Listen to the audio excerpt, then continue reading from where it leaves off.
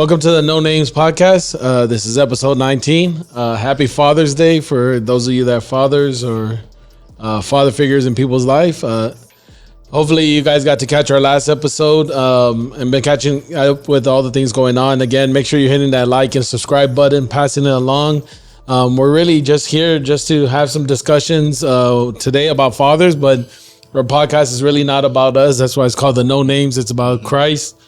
And we'll have some fun doing it. Like we've said before, we're not always right, not always wrong either. But definitely looking to have some conversations on that.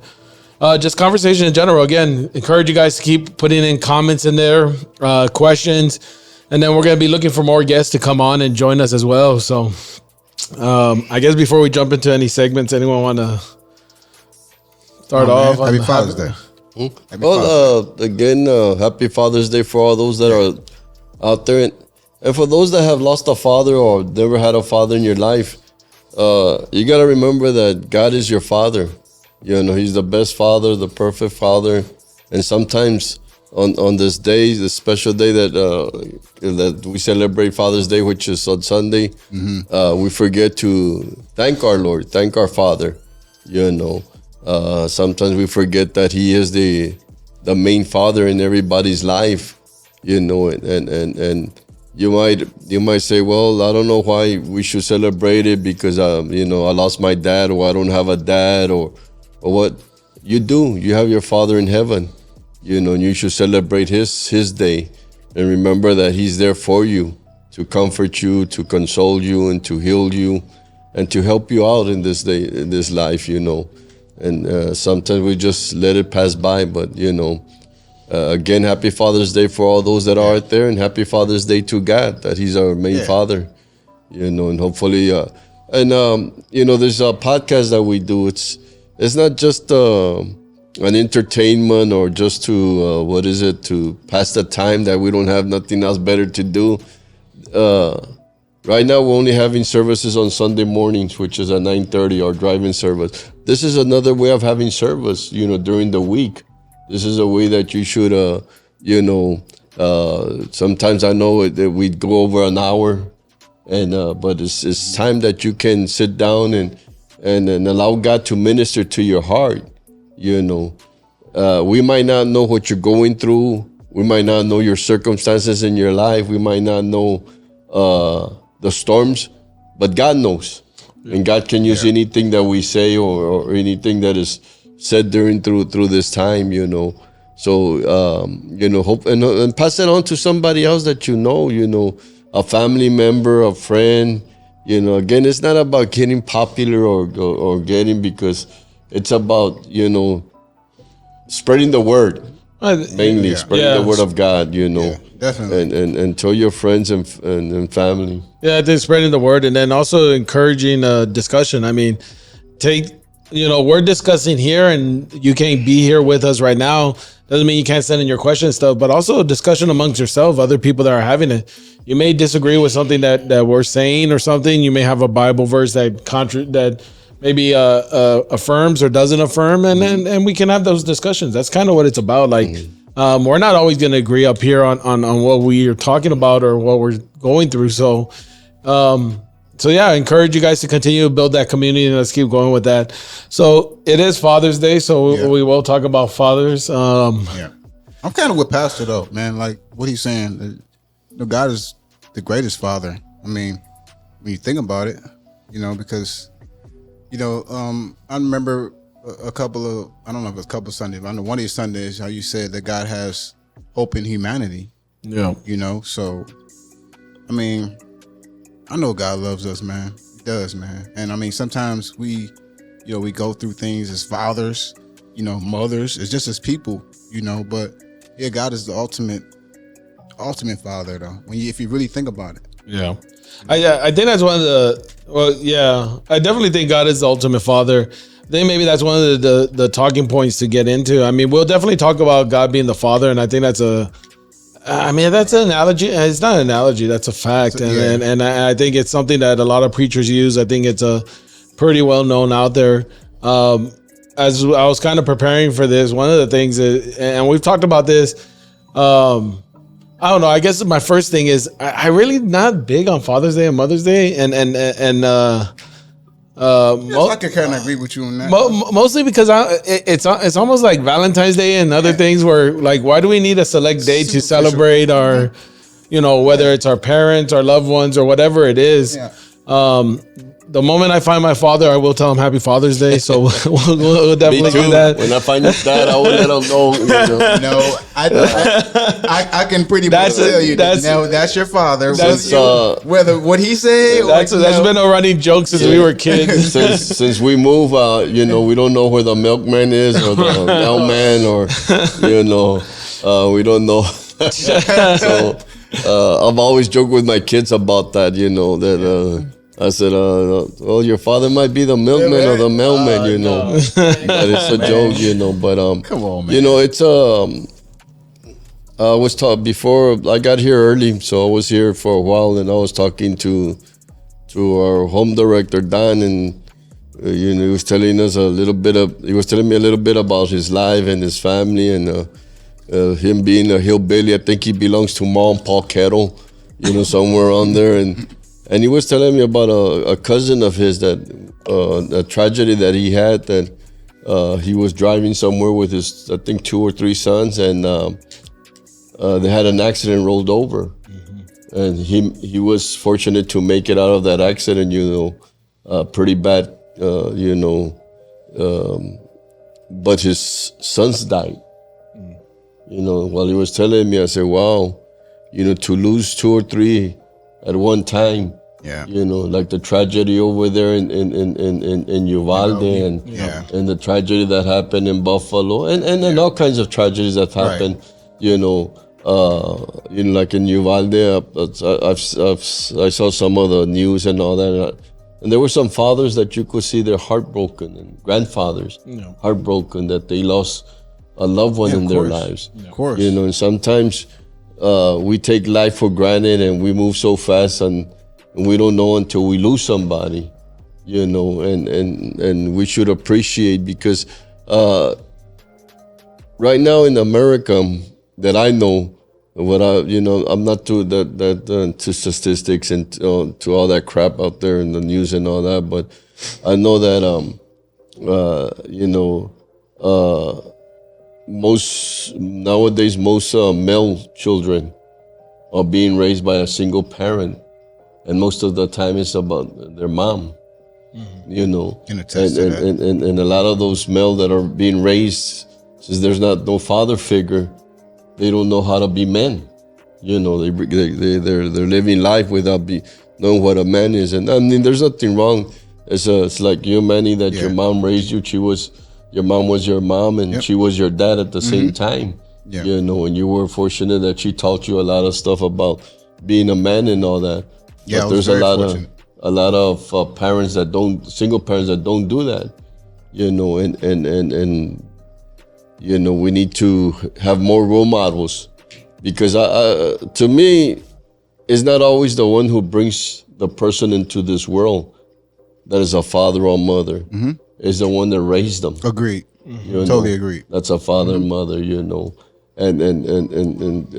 totally agree. Raising them right. Right. Yeah. Raising them the right way, knowing and that's one thing that, as the church, the communities that are out there, that there's a lot of non-profit organizations that are helping out there. Mm-hmm. I was seeing the news about this one man that a simple thing that he does, he takes children fishing. Mm-hmm. Fishing. He's taken, I don't know, so many. I think he was up to 2,000 already of children throughout his time that he's take them. Nice. And he was saying that he raised his children, and he saw his grandchildren being raised. I mean, he's still involved in their lives, but now that he has all that time, he's been doing that to children that don't have no father in their life. Yeah. And he said, and I take them fishing, and we talk, and they can tell me, and I say, wow, look at that, just a simple thing. Well, I think a simple thing. Well, I think that's part of why you have to build a community and things like that. Because, I mean, I think what you were alluding to mostly is divorce and or parents splitting and things like that. And I think there becomes a responsibility of when you bring a life into this world of taking care of it. There's also going to be chances where the father dies, unexpectedly or whatever, and then there's still when you have a community there that they should help raise the child and help with all of those things. I think you can look through the Bible, and there was quite a bit of when if a parent died or something, there was a community there to help raise them. And I think you're right. I mean, that is one of the things. Like the reality of our society is there are a lot of single parent homes and stuff like that. I think the one mistake that can happen sometimes is just because the relationship didn't work out doesn't mean that you don't have to raise the kid. Right. You're both in it together. Like there should be a part of this. I know you were raised by your mom. I mean, I don't know. What's your experience with all of it? Well, my mother was tough, man. My mother was real tough, man. Like, yeah, but I don't know. Just growing up with my mother was, I want to say, a whole life lesson. Yeah. Because it wasn't just about her, disciplining me, but it was more or less about how, I treat people, being respectful in public, things like that, as far as me being a man, my mother taught me some things that probably men should have probably taught me. Yeah. But hey, it's just it was what it was at the time. I mean, my mother, she just did the best that she could. Yeah. So, and yeah, I think my mother did a pretty decent job with me and my brothers. Yeah. None of us are locked up. We're not locked up in jail. We're not, serial killers or nothing like that, but well, you know what I'm saying? Like, I think she did a good job. I mean, I think there's certain traits. I think there's certain things. So when we say raised like a man, I think sometimes that can get pulled out of the context. I think there's certain things that only like a woman can teach, but it's harder. Right. But I think sometimes we tie it into the wrong things. Like anyone can teach a person to be responsible, to be accountable. I don't think that's a man or a woman trait. Right. That's a human being trait, is learning how to be responsible, learning how to be accountable. They taught me stuff like simple stuff like opening the door for a lady. Yeah. Like a car door or any kind of door or, I mean, that's something I would probably expect my father to teach me. Yeah. You know what I'm saying? So, no. Well, maybe no, it's not. But you know what I mean? Yeah, but yeah, no, man. My mother, man, she just did the best that she could do with us, man. I mean, it was 4 boys. It was pretty tough, man. Until she, she got with a guy, and I actually learned some stuff from the guy. She was with him for like 12 years. So, so I mean, it wasn't like a totally all on my mom. Like I think some male. Yeah, I think step parents play a big part in it too. So, I think. I mean, you were somewhat raised by a stepfather as well, right? Yeah, father, like I said, is not the one who brings you into this world. Mm-hmm. That sometimes naturally, I've always told my nephews, and I always tell everybody, you know what? You stick that thing, you make a baby, you be there for that kid. Yeah. It's not about just paying child support. It's about being part of their life. Right. Because through all my times that I've been, I'm 60-something years old, and I've seen especially inner city. We work in the worst parts, and I've always been raised in the worst parts, like the west side and all that. And I've seen that a lot of guys, I gotta pay child support. I don't know why, and and they think that that's all they gotta do, and that's it, Yeah.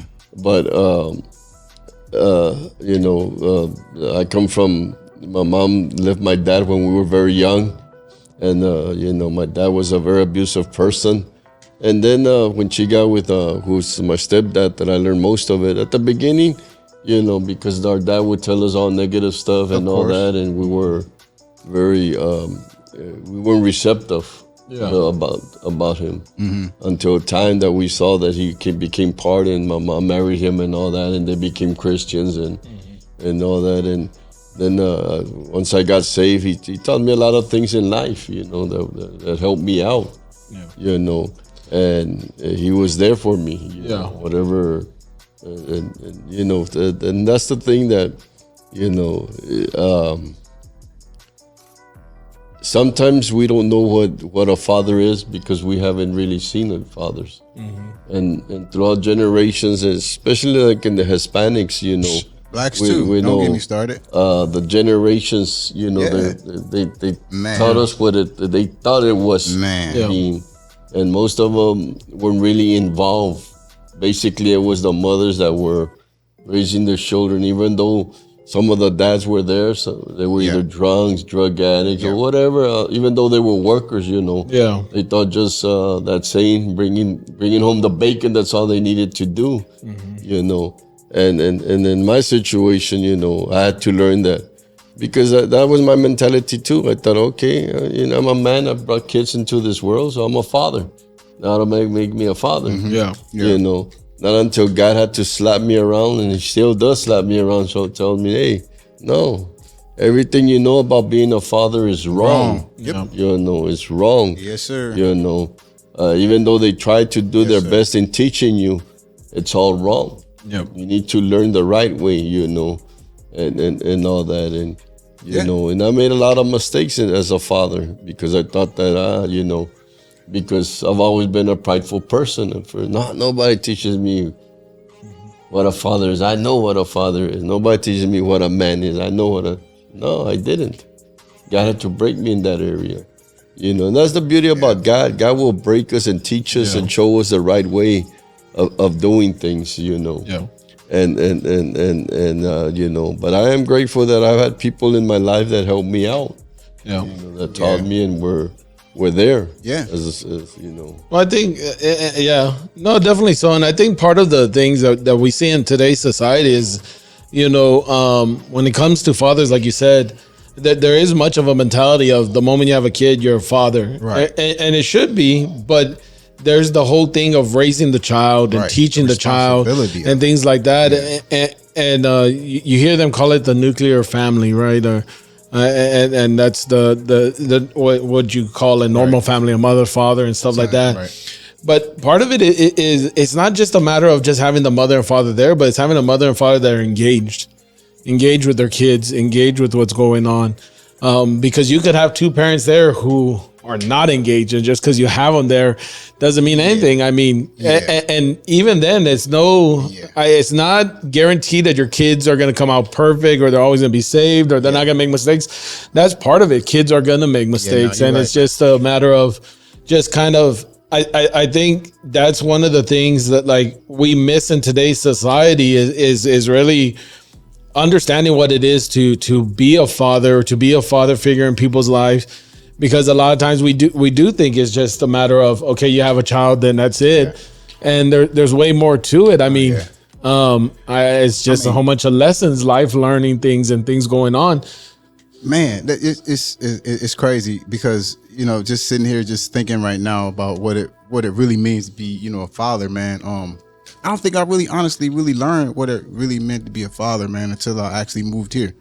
And I say that in the sense of when I got a divorce from my ex-wife, right? So my previous marriage, right? So you were talking about being a example of a good father or a good husband or whatever you want to call it. Like, no, I was definitely not that.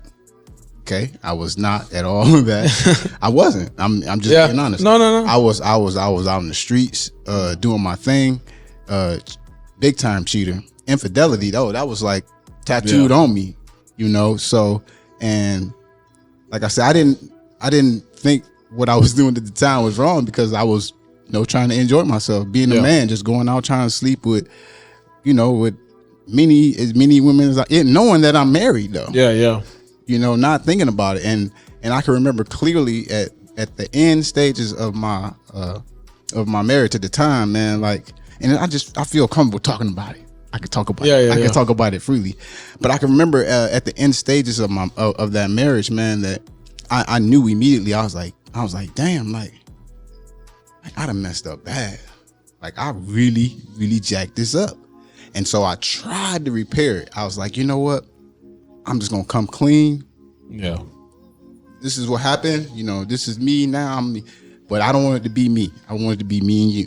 I want it to be us. But, you know, by that time it was already, you know, said and done, man. And so when I moved here, like I said, when I moved here and I started coming to church, and then I met my wife who I'm married to now, I got a much clearer understanding of what it really means, you know, to be a father. Not only a father, but a husband. So how would you say that changed? How would you say that changed your relationship with you and your kids?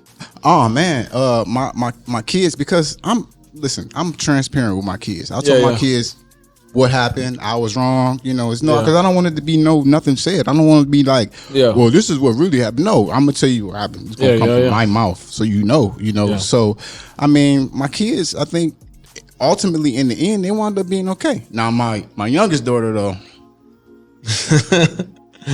Yeah, but I mean that's all kids, you know. But I mean, ultimately though, I think my kids are all right. Like I said, none of them are, you know, like in jail, or, you know, they all can take care of themselves. And, you know, I mean, I tried my best to be a better example to them, and you know, and tell them that from my experiences and the thing that, you know, that I went through, so that they don't have to go through it. And this is not something I asked you. Yeah, and this is not something I asked you before. But I guess, did you see a change in the relationship between you and your kids as you started having a relationship with God? Oh yeah, definitely, man. Yeah, man. My kids, and it was crazy because we were miles away. Yeah. You know, we were miles away, but my kids still knew and understood how much I really cared and, you know, and loved them, man. Yeah. You know, I went from living in a house that I was gonna buy. I could go in a room and see my kids, you know, almost every day sleeping. Yeah. To coming to an apartment by myself and 1,600 miles away. Yeah. You know, that's what I went from, man. And, you know, my kids through it, man. They were tough, man. You know, like I remember the first time I went back home, man, it was hard. Yeah, man, I cried. I cried hard. Yeah. Because it was hard for me to leave to see my kids. They were crying. Yeah. You know, it was the first time to them seeing me, and then I'm leaving. They thought, like, you know, like, you're not here no more. Like, this is, you know, but through the years, you know, because I always remain in contact with them, you know, I always talk to them. If I could support them in any way, I would support them, you know. So yeah, I mean, me being a father and a husband now is entirely different than it was, you know, when I first came here to San Antonio. You know, and so when you first came here, you just got divorced or what? No, I wasn't divorced when I first got here. I got divorced probably a year after I got here. Okay, but you got separated and came over here almost immediately. Yeah. Oh, okay. So because I don't know. I thought maybe, you know, a ray of hope. Yeah. You know, I would be able to, you know, still be with my kids, mother and my kids, and no, man, it just didn't work out like that. And you know, the funny thing is, like, we are like actually pretty cool now. Like, we actually better off apart. Yeah. Me and my kids' mom. And that's the grace of God, you know, man, upon your life, and how He gave you a second chance, you know, to restore things. It might have not restored your first marriage, but God restored your relationship with your kids, you know, and you know, and He gave me a good marriage, man. Yeah, you know, I have a good wife. I mean, I have an excellent wife. I might get on her nerves and irritate her, but she's a good woman, though. And I think that's part of, you know, I know us being here at the church for a while, I've been here a while, you know, you run into different people. And one of the things we find is that when you're lost and you're in sin, typically it starts destroying a lot of things, family being one of them.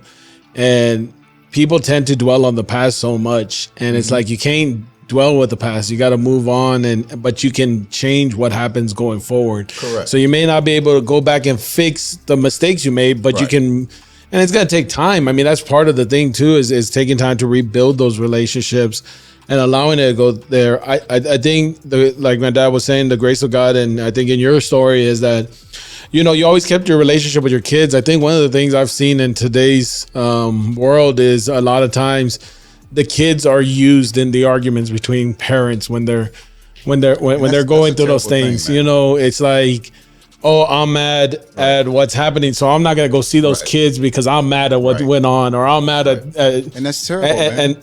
and terrible. And the only ones that suffer is the kids. Kids, right? You That's know, what I'm saying, it's terrible. And that's why I think one of the things that is important is about having those father figures and being in a community, because you know the reality of our world is we're never going to go, and I don't know if it ever was that way, because I think throughout time you'll see there's different things, but I don't think there's ever been a perfect time in the world where every family was made up of husband, wife, Right. and children, right? I mean, there's been higher percentages of it Right. and this and that, but Right. there's always been Right. different things Right. going on. Exactly. And I think one of the things that's important is having that community, having those things, because there's going to be circumstances, not just divorce, you know, an untimely death. Anything can happen. And it's like, that doesn't mean it's the end for those kids. It just means other people need to step up and be part of it and help out and be in the midst of it. I mean, Jesus' greatest example, I mean, his father, Joseph, was not his biological father, but raised him because they knew him as Joseph's son. So he raised him like his own. And I think those are some of the things that we see there. I guess kind of in talking, you know, what does make up a father, I guess, you know, both from a biblical sense and just from experience, I guess, what would you say is a father? Man, you know, that's Yeah. I didn't think it was that hard of a question. Well, I mean, because we're talking about a good father, we're talking about these things, and we're doing it in a very general sense. So, for me, in my eyes, when I think about a good father, I think about somebody who definitely is going to be the role model for you, to show you the examples of what, you know, things to do. The person that's going to be there when you going through your worst times. You know, just like any parent, man. The parent that's going, you know, defend you. You know, any of that, man. I mean, I don't know. I mean, because I know that God provides for us every day. You know, so maybe a provider too. You know, because having a kid, man, it's your emotions get involved. You know, it's like being involved with anybody that, you know, you love them, you care about them. So I don't know how to really. I don't know what you got over there, Pop Dukes. What you got? I think you know, a father has, first of all, he has to be a man. You know, right? what do you mean? What do you mean by be a man? Yeah. Right. There's a scripture up in. He says, "A father has compassion on his children, so the Lord has compassion on those who fear Him." You know, not a man that thinks he's all tough and all that. You know, I've always said, you know, in all my years since I've gotten saved, and I've ministered in prisons and jails and blah blah blah whatever. And whenever I go there, I tell them, "You guys are not men. You guys are mistakes. Just because you think you're in here all tagged up and, you know, thinking you've done this and that makes you a man." No. I believe a man, first of all, he learns how to be responsible for his actions. You know, a man knows how to say no, you know, and be an example, you know, to his, you know, and like I said, I come from a divorce. You know, my mom left my dad, my first dad, and, you know, I think my mom's been married, I think 20 times already. Oh yeah. And all that. And, but one of the persons that stepped up in our life was my uncle, Serapio, you know. And he taught us a lot of things, you know, everything I know about carpentry, about working, you know, we learned it from my uncle. And my uncle always had a saying, it doesn't matter what you're going to be in life, you know, whatever you're going to be in life, always be a hardworking man. You know, be responsible. You get up and you go to work, and, you know, and you know, and that's one thing that I remember my uncle taught us a lot of things, you know. When we didn't want to go to school, whatever, he wake us up early in the morning. Okay, let's go. Think you're a man now? Let's go, you know. So wait, let me ask you. So what do you think about your father? I mean, as a father, wait. Again, Manny, when I find them, I will address that question. No, come on. No, seriously. Like, for real. Come on, man. Like, for real. What do you I mean, how do do you you, mean? how What do do I- you, so you asking us what is it like to be a father, but how do you view a father? I mean, I know how you view God already, but how do you view your earthly father over there who's sitting right over there who you cannot deny it, and you can't deny it either. You can try all you want. I don't think we have I'm enough. pointing a finger today. I don't think we have enough time for this therapy sessions. So, how do you view your father? I mean, so my view.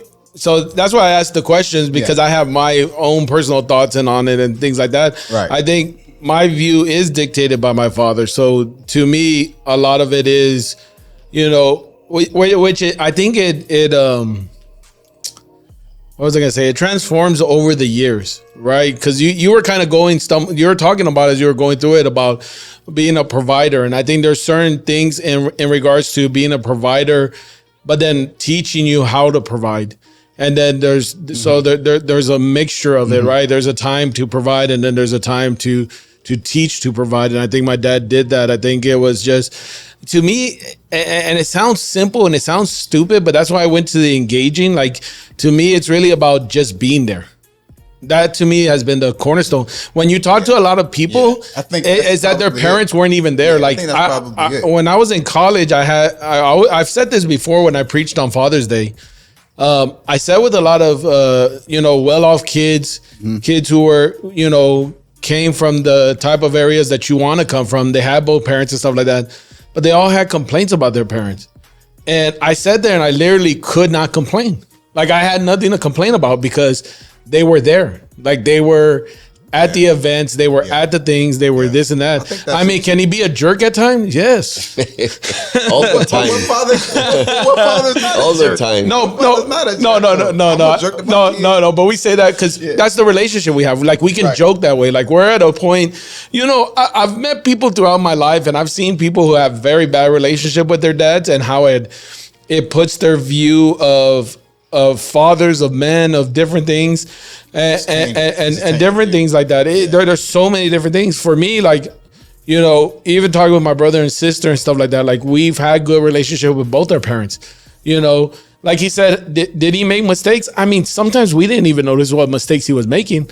I mean, as we're older, there's times where we notice, but I mean, again, they weren't ever like, where we felt like, oh my God, we're being abused, or oh my God, they're not there, or oh my God, they're absent, they're this or that. Oh my God, I don't have any food, or oh my God, do I have a roof over our head? Or no, we've had good relationship with our parents where, for the most part, we like being around them. They come over to our houses, they are with us and stuff like that. And it's not like we're trying to escape them, where you meet a lot of kids who are trying to escape their parents, trying to get away from it and things like that. Bro.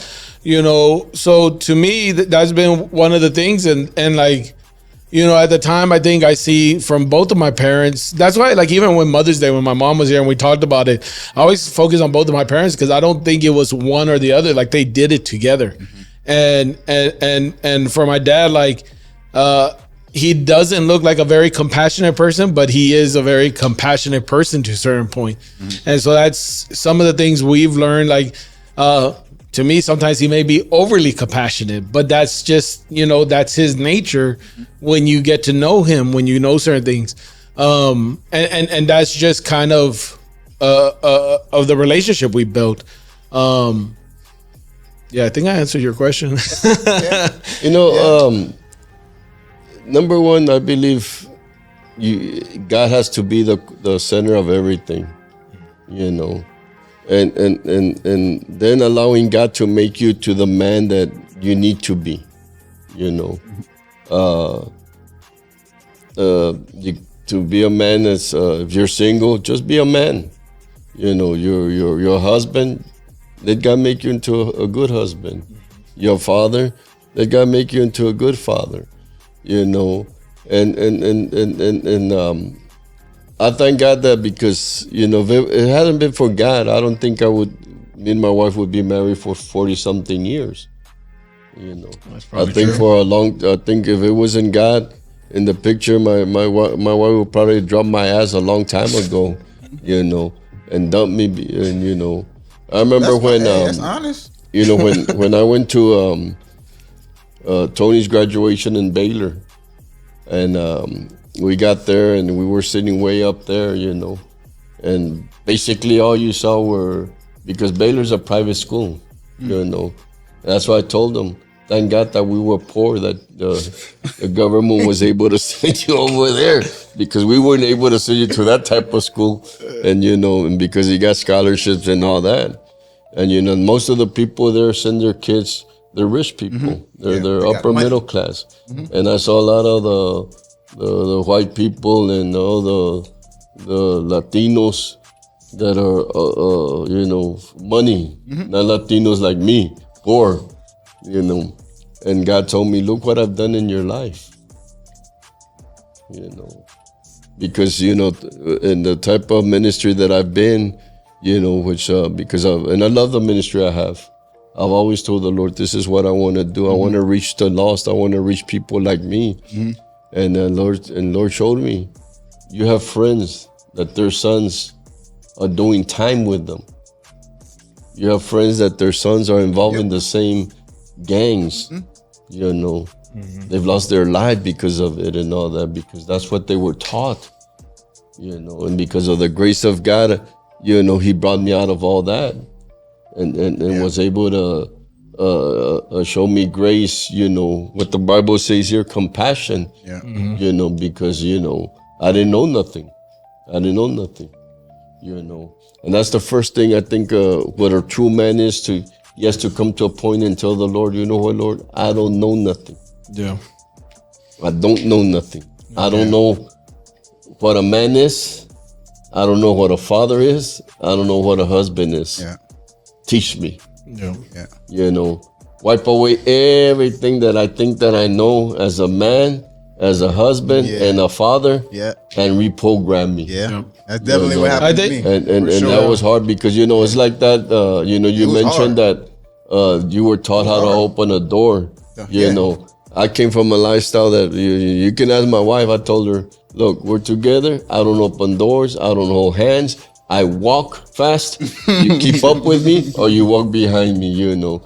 And I remember one time that we had gone to the store. Did you use to pay, or you told her to pay? Huh? Did you use to pay, or you used to? Oh, that I would pay, because I would take her like to the Mexican McDonald's. I told her the first time I would take her to the Mexican McDonald's, and she freaked out. She said, what do you mean Mexican? No, it's just more of a machismo. And that was the Speedy. It was called the Speedy Hamburger joint in the West Side. But you know, But you know, with time, God started teaching me. Yeah. Well, I think and that's the same thing as you know, with my children. Yeah. I remember Tony was our daughter was our firstborn, and she passed away. And then Tony came around, you know, and I think we dropped him a lot of times. So that's why he's a jerk too, you know. And but I remember that one time, you know, he was small, like Marcos. Look, see, now I'm lovable with Marcos. I'll allow Marcos to kiss me in the lips and all that, and I didn't believe in that.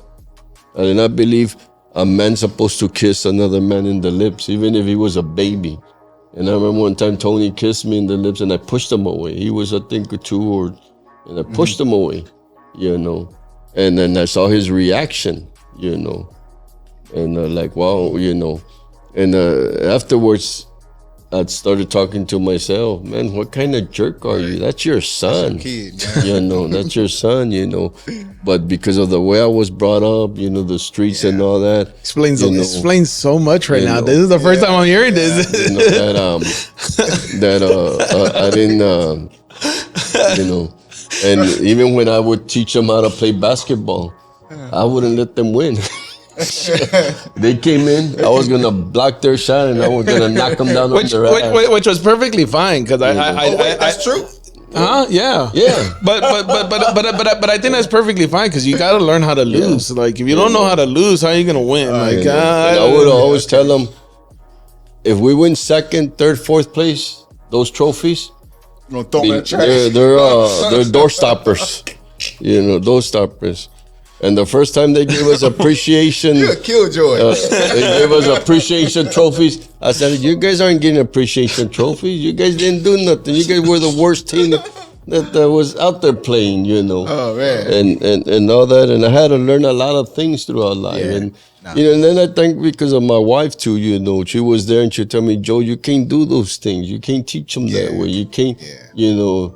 the way I would talk and all that, and and throughout time I had to tell the Lord, you teach me how to be a father.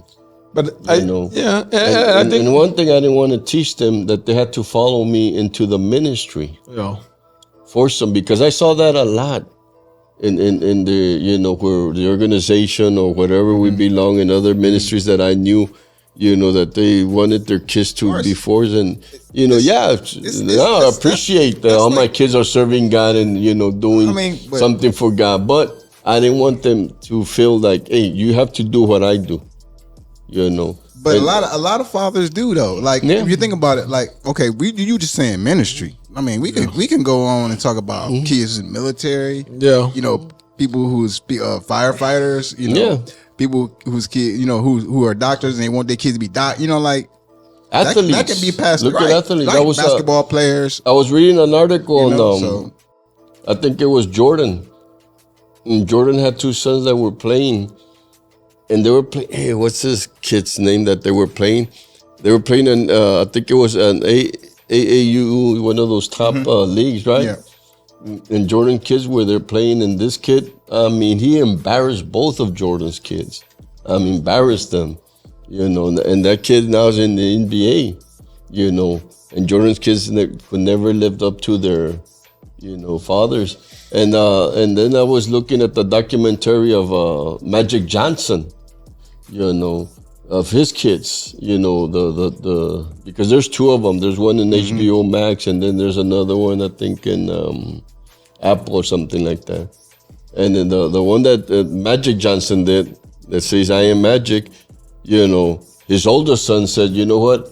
I thought at first he felt pressure that he had to be like his dad, Magic. But that his dad always told him, you don't have to be like me. If you can't play, it's not your love for you, because that he tried to always because once they would know he was the son of Magic Johnson, they wanted him to be Magic.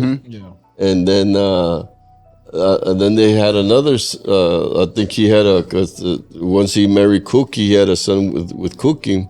And that's when he came out to having that HIV and all that. Yeah. And I guess Cookie and him, that was the only son they had. I don't think they had any more children. I don't think so. HIV or whatever. Yeah. But they adopted a daughter. Yeah. And the daughter started playing basketball, and started wearing his number and all that.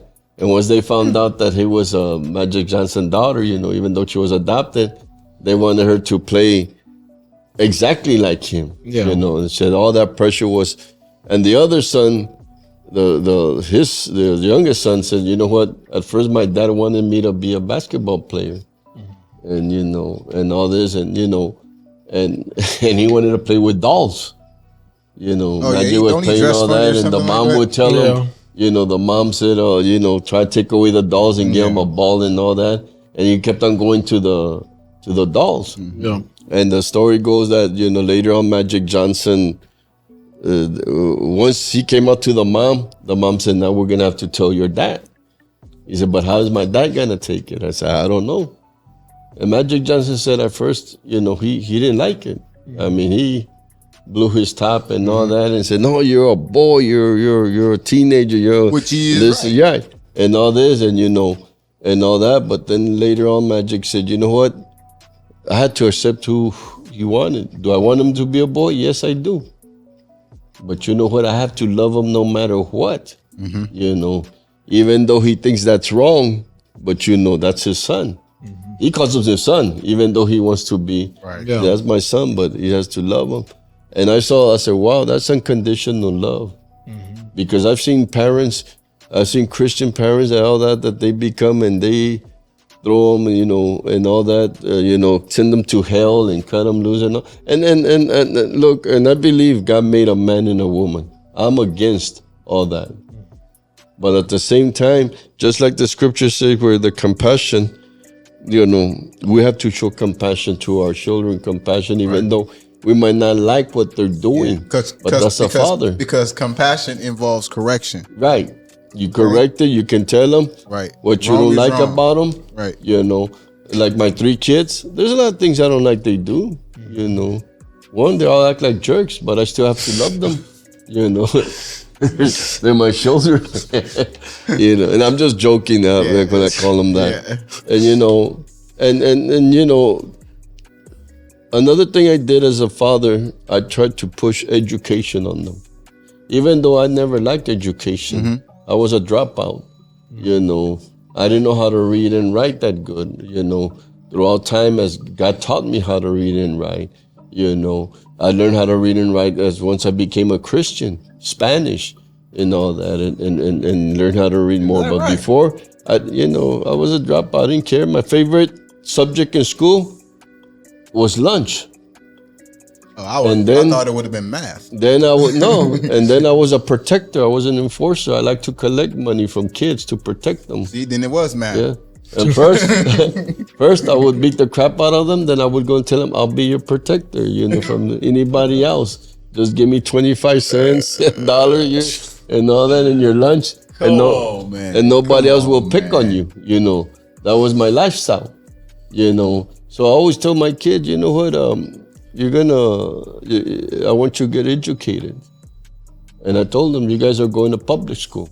Well, while my wife was against it, she wanted them to go to Christian school. At that time, Christian school was becoming a big deal. I said, no, they're going to go to public school.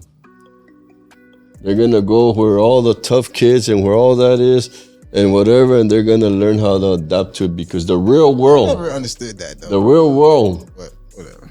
Is not a Christian school. Yep. Now, I'm not against it. They want to send them, praise the Lord and all that. But, you know, once they graduate Christian school and all get that, and guess where they're going to go?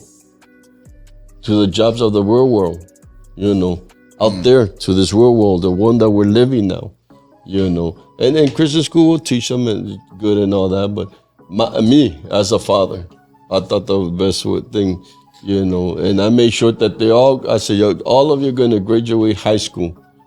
I don't care how you do it, but you're going to graduate at least high school. Right, because that's expected. Yeah. And I'm glad it should be expected. Right? I don't know if it is expected, but sure.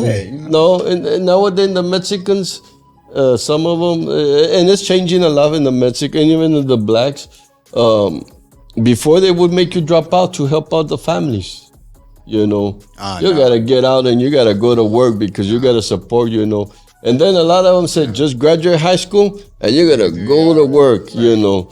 And nowadays, to get a good job, you know, to get great jobs, you need college.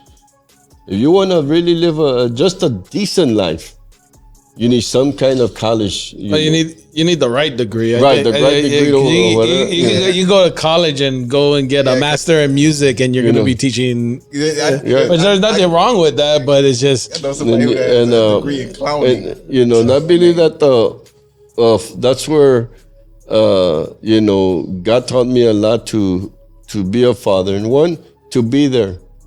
You know, to be there. Yeah. I tried they played sports. You know what? I try not to miss a game.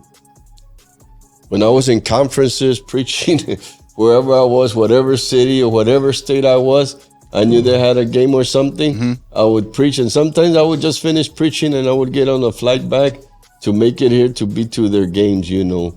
I try the best, you know, and all that to be a normal father. And not for them to say, where's my dad? Oh, he's ministering. Oh, he's doing this. He's never around and all that. And, you know, even I try to keep them out of trouble by coaching them, you know. I would coach them and I would take all their friends. Some of their friends didn't have dads and all that. And I would load them up in a van and I would put them in different tournaments and all that. So you were being a father not only to your own kids, right? But you were being a father even to I think that's why it's important having that community around you and stuff like that. I think that's some things that are lost is having that community around there. I mean, it's not gonna be like you're gonna go adopt every one of them. Like you can't do that, but it's just helping out and being there. And I think that's part of it. I mean, like we were talking about, I think when you look at fathers, and I think when you look at just in regards to being a man or whatever, however you want to phrase it, you know, it just goes back to like the simple things of being there, you know, having these dreams, having these compassion. You know, compassion I think has come up several times, and the scripture he read. There's also the what I've been using for a while now. the prodigal son, and it says the father grew in compassion when he saw his son far away. Technical issue, so we didn't cut anything out. We're just gonna try to pick up where we were at.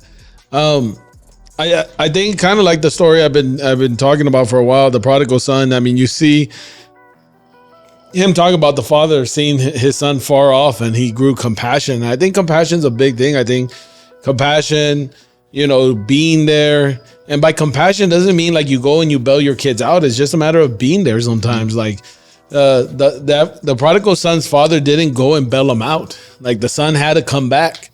But when he came back, he was there with open arms. And I think sometimes as parents and stuff, that's part of it is having that, being open there. I think the one thing that my parents did for us was, they allow us to have our dreams. Like my dad said that he pushed us to go to college, but we didn't all go to college, but we all went in our own different ways and did our things. And it was really about what we wanted to do. It wasn't like, oh, go to college and do this or do that.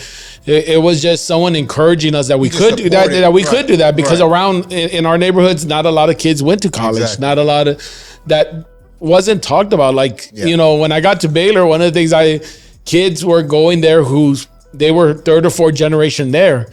Their family had been planning for them to be there. Right. And for, one of the things for me was like, they were expected to graduate from high school and then go to college and get a degree and stuff like that. That wasn't always expected that wasn't always expected from us. And so that was a different atmosphere, and so that's kind of the thing, our parents, and I was talking to someone one time and it took me a while to step back and see this. A lot of what we have going in our world is generational. It's been passed down, whether it's bad fathers, bad parents, people who made mistakes, people who felt abandoned, and all of this comes from the sin, right? It comes from the fall of mankind, and it's been built over generations. That's why, a lot of people, we talked about this the last couple of podcasts, a lot of people love to quote that scripture, women submit to your husbands. But they forget the other piece. As the husband submits to Christ, and also to do that. And one of the things that when we were having man fellowship for a while and things like that, God had put in my heart for a long time when we were having studies with men and stuff, is a lot of times, submission is a weird word, and I think that's the best way for us to describe it and translate it. But really, it's talking about leading. And when a leader knows that they're not always, it's a partnership, it's a thing going on there. Right. But one of the things that the Lord had always put in my heart is that no one's going to follow someone that they don't believe in. So if men want to be the head of their household, you have to give your spouse a reason to want to follow you. You have to be the image bearer of Christ. You have to be those things, because tell someone to follow you and you don't know where the hell you're going. Yeah. Why are you going to follow them? Like, someone tells me to follow them and I don't trust them. I don't feel like they have the confidence of where they're going to take. I ain't following them nowhere. Where we going? Yeah. It's all right. I'll make my own way. And that's what we have. We have a lot of people making their own way. And I think in families, it's not about, like, for me, it wasn't my dad's the man, he walks into the house and it's whatever. Yeah, no. It was very much a partnership. It was very much seeing that, but understanding that what it meant to be a man like that, to be, and not all of it was things we had to learn along the way. Like he said, one story he just mentioned was the whole thing about the kissing and pushing away. For us, good, better, and different. I don't see it as bad or good, but we were not very emotional or touching people. Now, if you think that's bad, you can blame my father. If you think that it's good because we're like that, you can blame my father. He was not a hugger. We weren't huggers. We weren't this and that. But we learned to have some of that too because of our mother. So we had a balance of it. So we've learned, like if we're at work, if we're in a stressful situation, we don't let our emotions get the best of us either at times. Mm-hmm. We're human beings, it happens, but it takes a lot for our emotions to get the best of us because we were taught to kind of check that. Now we go to the extreme sometimes, and we've learned that over time, and that stuff, like my dad was saying, you got to go to Christ and tell him, help me to learn to be a man, help me to learn to be this. But like I was saying, one of the things is I think it was just a matter of fostering the kids' dreams, being there with them and helping them along the way as they find their path. And sometimes it's going to be there to be a provider, and then sometimes it's going to be there to be an advisor, and just being there. Because one of the things that I found weird, I was talking with someone one time, and we were talking about our parents and stuff, and the response I got from them like really shocked me, and it took me a moment because it did offend me for a moment. I was just like, wait a second, because they were kind of making a comment of, I was like, yeah, my parents always told us, go get an education, get a good job, when you're ready, get married, or if you don't, that's fine, but don't be there living paycheck to paycheck, figure it out, like, and this and that, and remember someone being there and just kind of like, oh, so you're imitating your dad, and I was like, no. But what I came to understand was, for us, our dad was allowing us to, our parents, my dad, my mom, were allowing us to have our dreams, allowing us to have higher expectations than just get through high school, have kids, and make it day to day. And as long as you have kids, you're a man. He was teaching us how to go for further so that we could improve our life. We can improve things and stuff. And when I heard someone say, I came to it offended me at first. And then I took a step back and I came to understand, you know what? They didn't have the same life I had. They didn't have someone encouraging them. They didn't have someone telling them that they could live these big dreams and without putting that pressure. Like I never had the pressure of, if I go fail in college or if I go fail here, I fail my whole family. Like there's so many different things. Like I had the luxury to dream and go and do. And even now I still do. Like I still push for more, like, and not out of greed or anything, just merely of, I know I still can stretch my potential. I know I can still go for further and do what I need to do. And I don't feel guilty about it, or feel like, oh no. Well, I mean, you shouldn't feel guilty. I mean, if you're trying to accomplish something in your life, especially something that's going to be. No, but in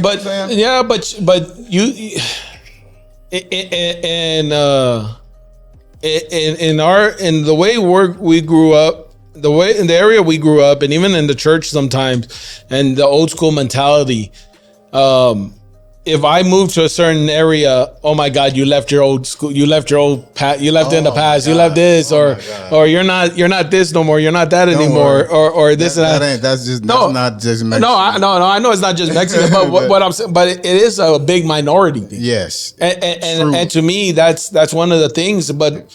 When you have parents encouraging you to go do that, you can go have those dreams, you can have those things and not feel pressured of, oh yeah, I'm doing this or I'm doing that. It's a matter of just having that. And that's what it is. I mean, like right now I have a good relationship with both my parents. Like that's why we're able to joke around about who my father is and things like that. Like I joke with my parents all the time that I was raised by wolves. And that's why it turned out better than my brother and sister. And that's a joke too. We're all doing well. But we're able to joke that way because we have that relationship. Doesn't mean that we don't get into arguments. Doesn't mean that we don't disagree.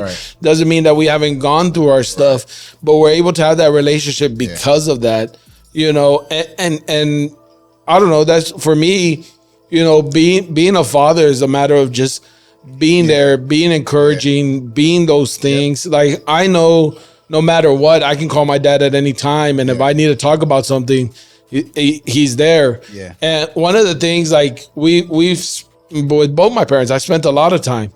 And I know people are gonna say, well, you won't know because you haven't experienced yet. But I do know this one thing. When they die, I will miss them, but I won't live with regret. Because I've had my opportunities to spend my time with them. And I know I'm going to see them again. Yeah. I know I'm going to see them again. Yeah. I won't live a life of regret like other people have. There's a lot of people that have regret because they're like, oh, I wish I had spent more time here. Or I wish I had done more of this. I wish I had done more of that. For me, at least from right now, from what I could tell, I don't feel like I'm going to live with that regret because I've spent that time with my parents. I've had those things. And each time I get to have with them is an opportunity, and it's great. And again, I believe, I know for sure my mom's saved. I question my dad at times. So I know I'll see her on the other side. Him, it's a 50-50 shot. So at least the odds are in his favor a little bit. So, I mean, he is saved. He's not. It's even now, I think for those that don't have a father in their life or whatever, that's what the church is there for. Yeah. And even if you're a non-Christian, that's where there's in the community there's a lot of like big brothers and all that, and a lot of or in the family you might find an uncle or you know, a cousin or older than, or you know, even God. Yeah. Yeah. You know, it's you know, and the church has to be there for those that don't have the, because even if you have a father and he's not you know, he's not part of your life, you know, that's why the church is there and God is there, you know. Yeah. When you were saying to follow somebody, there was a scripture that popped up here that says, the righteous man walks in his integrity, his children are blessed after him, Proverbs 27. You know, every man or every Christian should walk in integrity, you know. So that's why, you know, when Paul said, follow me, Paul wasn't being prideful. Paul wasn't bringing, you know, oh, look at me, who I am. No, Right. He knew his relationship with God. He knew where he was with God. And that's why he was able to say to some of them, because some of them probably didn't have a great relationship with God. Yeah. They couldn't see what God was doing in their life. And that's why Paul told them, follow me. He said, but then the next sentence said, as I follow Christ. And that was, yeah, and I think that's the thing there, because he kept, if you study the life of Paul, he always put the focus on Christ. Like he told them, don't look at me, look at Christ. Like, and if you're following him and he's following Christ, then at some point you're gonna learn that your eyes have to learn to Christ. Do you know that even Jesus set the example for us? Because when he became a human, the Bible says that he was always talking to his Father. Yeah. And every time that he would mention, he would say, let me go to my Father. Yeah. Let me go and talk to my Father, see what my Father says. You know, Jesus showed us that, you know what, how to have a relationship with his Father. You know, the sad thing that nowadays in this world, and not just in our church and everywhere, there are not fathers. You know, that's why Paul said, you know what, there are many pastors, many evangelists, many preachers and all that, but very few fathers. And I think he wasn't only talking about spiritual fathers, he was talking about, you know, flesh fathers, you know. And we see that a lot nowadays, you know. That's why a lot of people don't want to celebrate Father's Day, you know. And some because, you know, sadly they lost their dad because of a tragedy or because of sickness or something.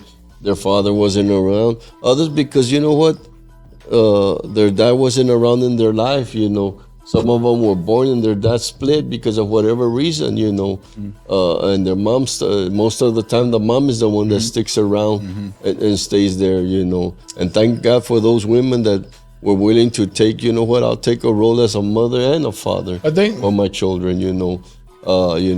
My mom played that role for a long time, being our mother and our father, you know, and taught us, you know. That's where, you know, I always told my kids, you know, man up. You know, don't cry. Most of your sayings didn't make sense, but we listened to it just because you're our father. But it didn't make sense. But thank God that my wife was. He would there tell us to hurt it back. Yeah, that made no as I got older, we look at it. That made no sense at all. If something's hurting, you don't hurt it back. It's gonna hurt. You just let it rest because it's not gonna help. Right. Like it doesn't make sense. It's gonna hurt. Yeah, but it taught them to be what they are now in life, you know, and all that, you know. And like I said, I might have been not a great father because I was tough on them sometimes, you know. I think you're being a little hard on yourself on that. No, but you know the way we would play when I would play basketball. Man, I don't. You know, But no, man, you can't. I don't think that was an issue. I would always tell my wife, I'm not gonna teach them that it's all right to. You're gonna start getting sensitive about this. Shut up. It's not all right for them to lose, because in life you have to learn how to lose and you have to learn how to win. Yeah. There's no such thing, just have fun. You know, now I would teach them, enjoy the game. But you know what? Don't just take it as fun. You go out there, you play to win. You know. I mean, at the end of the day, when if you don't play, you take it too far, though. And all that. But you know, you're not a bad father. No. I understand. I'm just but saying, what I'm saying that a lot of places I've seen other fathers. Oh no, you can't just no. You know, I remember when I went to the Spurs. I think that's why they banned me from being a coach in the Spurs league because they were there. No, you know, we gotta teach our kids to have fun, you know. It ain't about winning or losing, just to play. And I got up, I said, no. You teach them how to win. And they can be crying when they're losing. They gotta, you know. And this participating crap about giving trophies, no, that, you know, you shouldn't guys even give those trophies out for participating, you know. They gotta learn that the life is hard, because life is hard. Oh, yeah. You know, and you got to teach them that. That's why sometimes nowadays kids come out they to this world and they won't taught nothing. That's why they're overwhelmed. You know. Yeah, and I think I can agree with that. You know, but Yeah.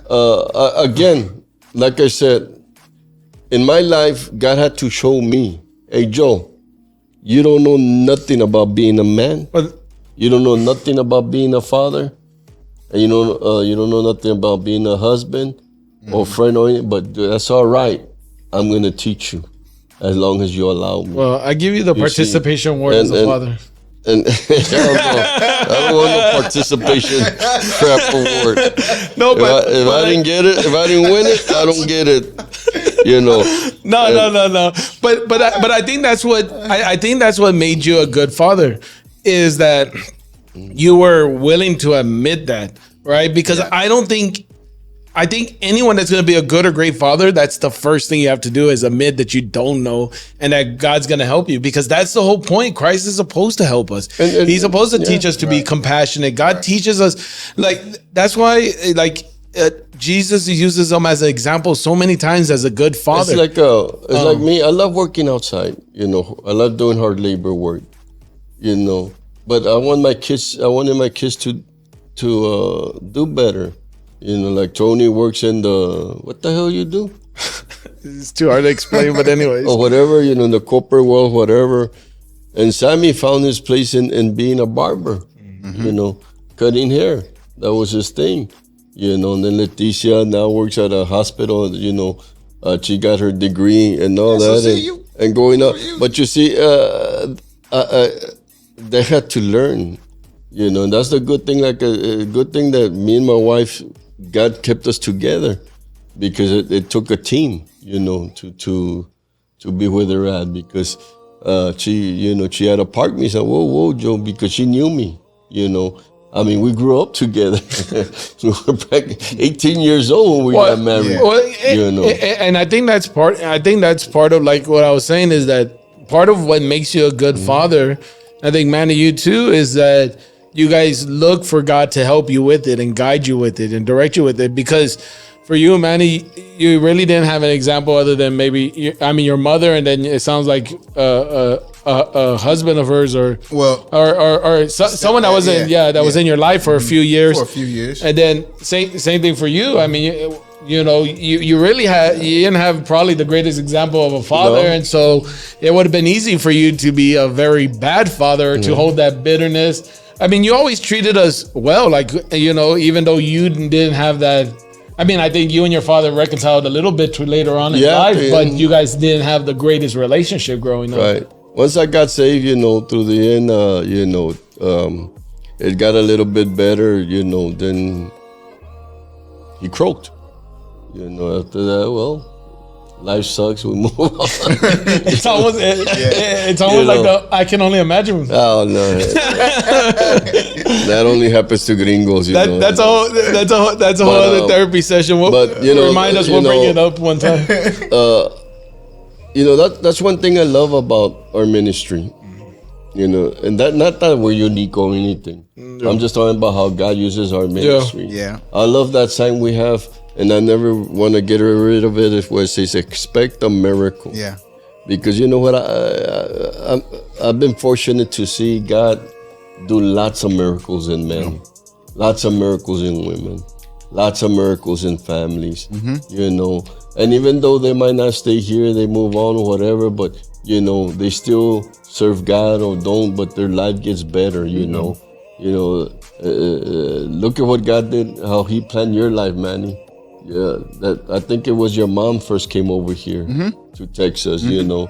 Look how God had all that planned out. Yeah, I know. You know, and she had moved to Austin, right? I had no plan. Yeah, she and had then, moved to Austin. you know, you got here and God sent you to San Antonio, you know. And for whatever reason you met Patricia, you know. And then you guys, you know, she brought you here one day. And that I know it was only just to visit, not to stay here. And you're exactly you know, right. It was. And look how God, Yep. you know, from all that, from Cleveland all the way, he brought you here. Yeah. God showed you his mercy. Yeah. And for you to be able to reunite with your children, you know, and father still them. have a good relationship. You know, because, you know, you could have gone sideways. You could have been here and gotten messed up because of the divorce and the separation and all. Because it happens to a lot of fathers that once they leave, you know, they get messed up and all that. When I first was here, though. Yeah. I was, you know, mentally, I was, But God restored you and was able to give you a chance to, you know, fix with your children and, you know, have a good life, even 1,000 miles away. And that's what I say. It's not always the quantity of time that you spend with them. Is the quality. Because you can be with a person 24/7 and nothing. You know, I've dealt with families that say they live in the same household, but they're strangers because they're all in their different rooms. They're all in their different worlds. And look at how God did. Thousands of miles away, but still you were able to be a father to your children, where they still respond to you, you know, and that's a miracle, you know, and I hope God keeps on doing those miracles here at our chapel, you know, and in my life it's a miracle that, you know, I'm able, you know, to live to this time, to live to this age, and be able to, you know. I never pushed my kids to get married and have a bunch of kids or whatever. When it was time, it was gonna be time. And I remember I would tell my mom, you know what? If I die without having grandchildren, if I don't get to see them, I'm happy about that. I can live with that. But look at what God did. Look at what God gave me one miracle, you know, and hopefully later on more. But if not, you know what? It's you know, it's a privilege, you know.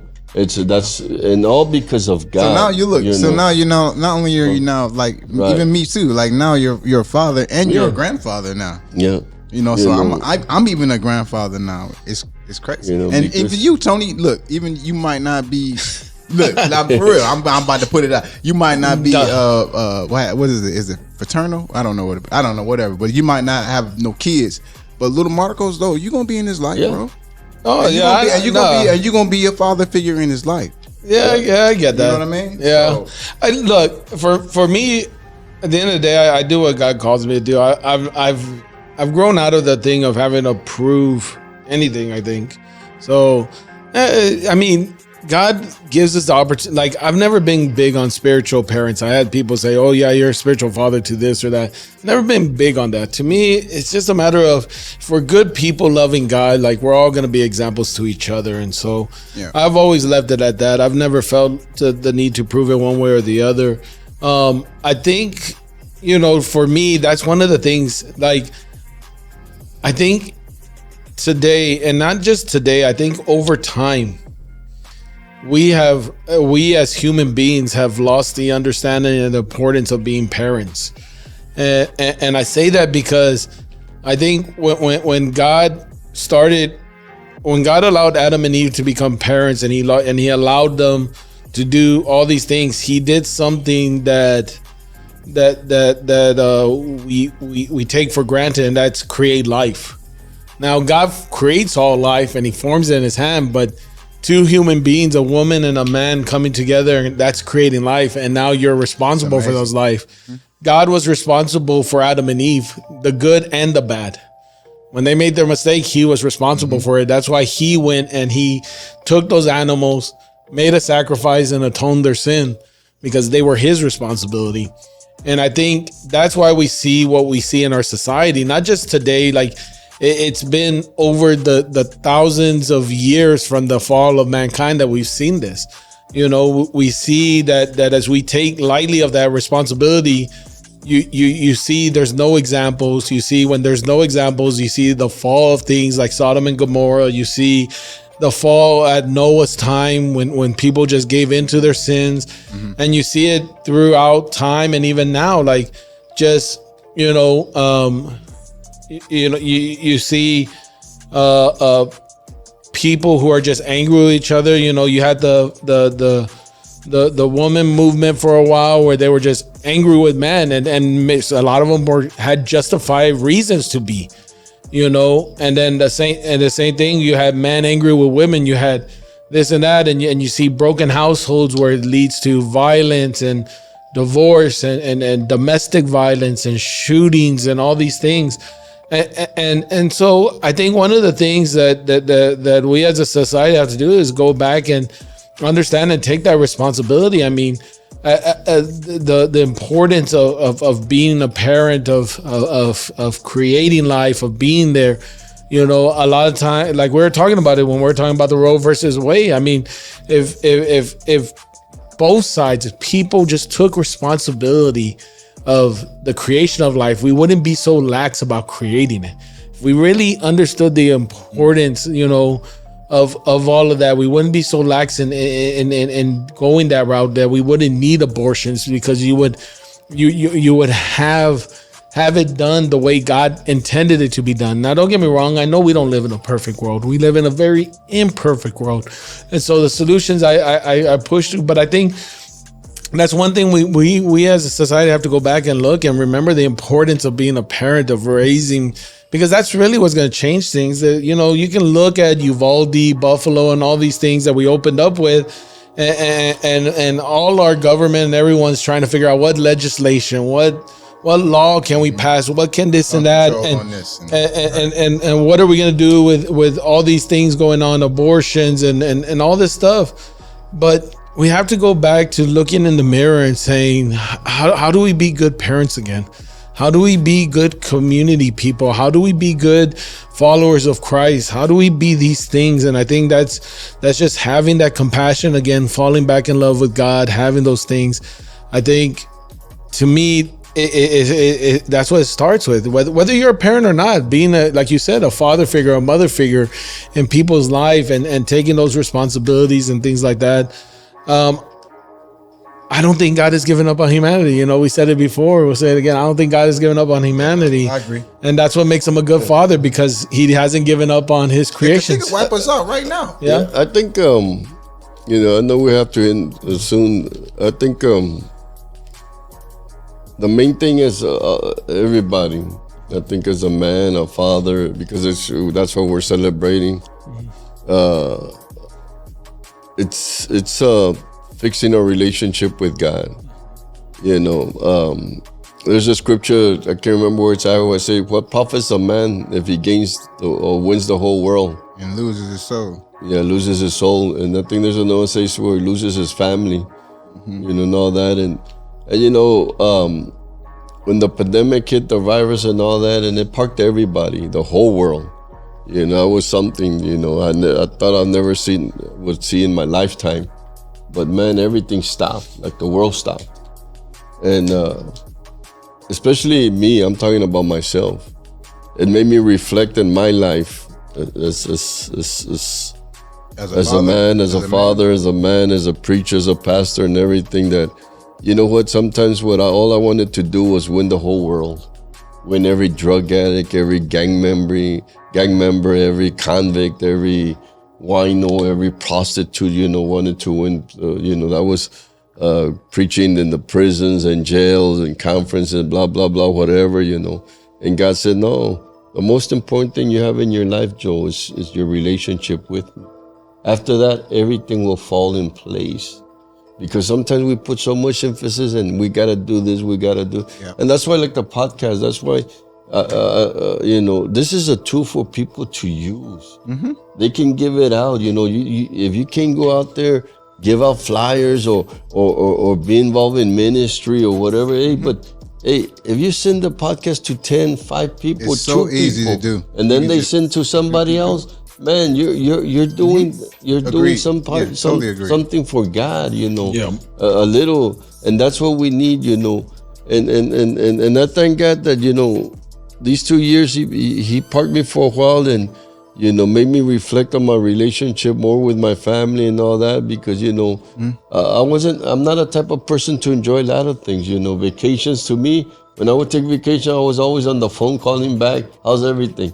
Everything good, you know. And I knew they didn't need me. I knew that, you know, hey, I knew that I had disciples, men, that they could take care of business, you know. But that was me, you know. And God had to tell me, you know, and even as a father, letting go, God said, just, I got it. You taught your kids, now let them do what they got to do in life. Yeah. You know, and hopefully that you know, all we want from all this whatever we do here is, like I said, we're not here to entertain you. We're not here to waste time. You know, I never ever thought I would be doing something like this, because I don't like this, but I do it because God wants me to do it. You know, Yeah. if not, I wouldn't. You know, Yeah. but it's a tool for us to minister something nowadays. You know, man, I didn't know there were so many podcasts out there. You know, people doing podcasts for every different things. You Everything. know, so if we can use it for the benefit of God to reach other people, you know, this has replaced our Black Party for now. This have replaced, you know, our harvest and all that for a while, you know, until we get it going again and all that. I mean, and even though we do that, you know, this is to help you out, One thing is, to minister to you, because some people are still afraid to come to church. and it's not just not just for, definitely pass it out and stuff like that, but also engage in it. I mean, it's supposed to help build a community. That's what we need. Honestly, as we to grow closer in Christ, we need each other to build that community. So again, we encourage you guys to be part of it. Put in comments. Oh, this is something you ask want us to questions, talk about. or even if you're interested in coming on, talk to us and we'll have a conversation. Because part of this is also, there's a lot of testimonies. It's not just our testimonies, not just this and that. And so that's why, you know, we'll definitely be opening it up and stuff like that. So, I guess as we close out, we definitely want to say Happy Father's Day. I mean, any last advice for fathers that you want to give? Be a man. You know, if you have a father in your life, Be a man. you know, or if even a father figure, he might not be your biological father, I guess how they say it. Yeah. Just be grateful for your dad, you know, for whatever. Oh, and if you don't, be grateful to God, the greatest dad that we have. Oh, yeah. You know, enjoy him, thank him. You know, I'm thankful for him. I'm thankful because you know what? To this journey that I've enjoyed to this day right now, it's been a great journey with God. You know, it might not be what I wanted in life. I might not have what I wanted in life, but you know what? I've enjoyed it. And God has blessed my life. Yeah. You know, and I thank him for that. You know, so. And if you don't know what to get your father for Father's Day, get him a participation award. That's what mine is getting. No, again, thanks for joining us. Hopefully, again, I know he says it's not supposed to be entertaining, but we do like to have fun, so that is part of it. Another thing that I think it'll be released before this, or I think it'll be released at the same time. Yeah. We've launched a second podcast, which is not completely associated with the church, but it's me and my brother doing. It's called Local Love Podcast, and it's going to be focused on small businesses because we started a small business a few months back. Yeah. And so we're just kind of talking about that, open subjects, just different things. Manny's also producing it on there, so he's with us as well. And so we'll be bringing on guests, talking more about small businesses, a little bit different. There is some religion, Christ talk on there as well, but it's just open to a lot of different stuff. So encourage you guys to pass that along as well. And if you want something to watch that has a different take on things, or you're thinking of, we're gonna make a new podcast. We're gonna make a podcast for you, Pop Dukes. It's gonna be called "How to Be a Real Chicano." How to be a real Chicano. Yeah. Podcast. I got you. we are not doing that.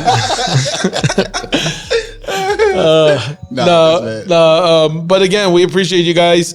Those of you that are fathers or father figures, hopefully you guys have a happy Father's Day. Spend it. Again, thanks for joining us. One more thing, we've been saying throughout these weeks and whatever, talk about tragedies, things like that. Still, again, if you need to talk to somebody, you're going through something difficult in your life, you're depressed, you're discouraged, even suicidal, whatever. We're here we're here. You're welcome to talk to us. You can come up to us. If it's private, we'll talk to you privately. And if you can't talk to us, find somebody. Somebody, even if it's a professional, just find somebody to talk to. Don't try to do it on your own. It's not good. God is always there for you. I understand that, but sometimes we need to. You gotta have that community. That's what God built. God built that community for us. Like I said, we're here. We try to help you. We're good listeners. We're good, And if not, just find somebody. If you're not comfortable with us, find somebody. Just talk to somebody. God can use anybody to help you out. So that's it. You sure that's it? Yeah. Okay. You don't want another announcement? No. All right. Just want to make sure. Anyways, again, hope you guys have a happy Father's Day. Thanks for joining us on the No Name Podcast. Have a good one. Happy Father's Day.